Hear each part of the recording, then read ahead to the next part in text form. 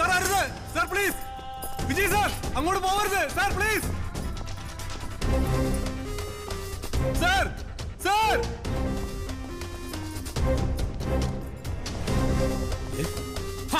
വിജയ് വിജയ് വാതിൽ തുറക്ക്. തനിക്കെന്താ ഭ്രാന്ത് പിടിച്ചോ? വാതിൽ തുറക്കണോ?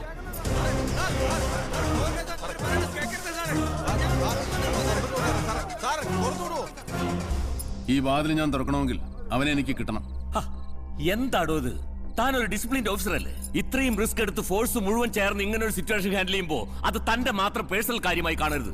തന്റെ ടീമിലെ ഒരു ഓഫീസർ മിഷനിടയ്ക്ക് മരിച്ചെന്ന് കരുതി ഇത്രയും നിരപരാധികളെ ഒരുമിച്ച് കൊലയ്ക്ക് കൊടുക്കണം.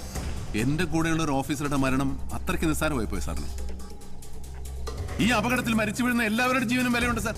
അവനെ എന്ത് ചെയ്യണമെന്ന് ഞങ്ങൾക്കറിയാം. അവനെ കണ്ടെത്തുകയും ശിക്ഷിക്കുകയും ചെയ്യും. അത് പോലീസിന്റെ ജോലിയാണ്.